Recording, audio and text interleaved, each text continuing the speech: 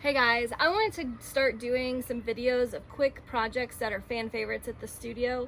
Projects that the kids love that don't take a lot of materials, they're really fun and a high impact, so they really get a lot out of it. Today we're going to do bubble prints.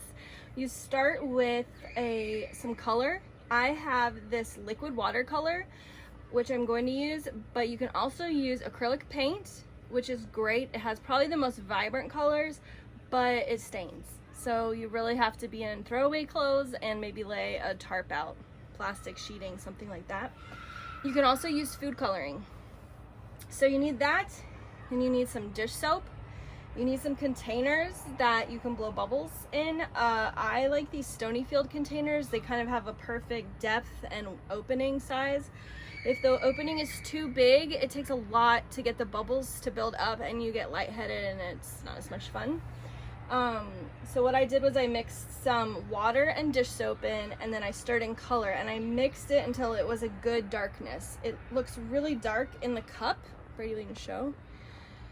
But when you blow bubbles, they're thin, so you're gonna have to test a few before you turn it over to your kids to make sure that you have a good darkness. We also need straws for each color. If your child is under 5, then you might want to be really cautious with them. They can try it, but you need to coach them to not breathe through the straw or, suck or drink. You can kind of remedy that a little bit by sticking a hole through the straw with a safety pin or a sewing pin or sewing needle. But in my experience, it's better if the parents blow the bubbles and let the kids make the prints. And you think that they would be upset about not being able to blow the bubbles, but the print part is so much fun that they usually don't care. So what you're gonna do is once you mix your color in with your soap and water, you blow bubbles.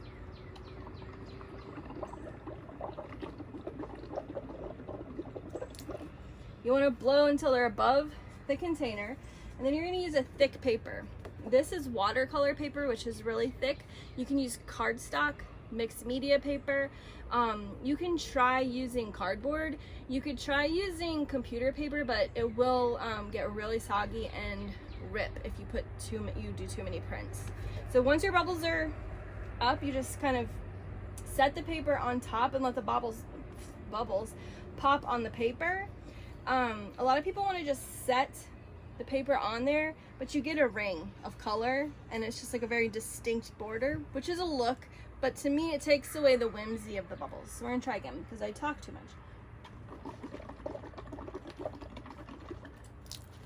Did you hear that? I blew some over the edge and it's on my deck. So like I said, you might want to put some plastic sheeting down or do it on the grass. So now as it dries, it will get darker and the layers of the bubbles will show up. You can just keep moving your paper around, or you can do that one, let it dry for a second, and do another color.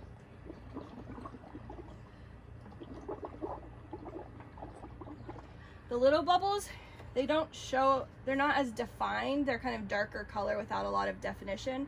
And the big bubbles are my favorite. They leave a really cool effect where you can really see the shape of the bubble. So if I were to let these sit and pop, they'd get really dark. So I'm gonna get them off, blow or pop, whatever. And as that dries, it'll darken. And I'm gonna show you one more method that I like to use. You're gonna blow your bubbles.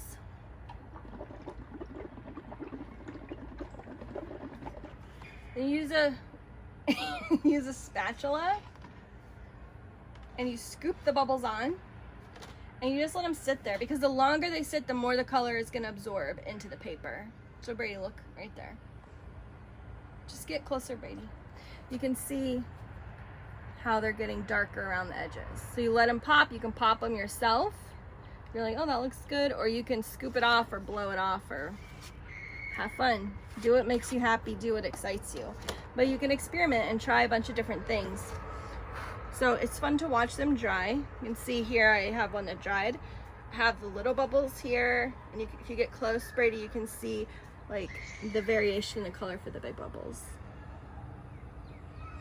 If you do any of these projects at home, I hope that you send me a message or tag your maker. I'd love to share your picture. I just want you guys to have fun and keep making.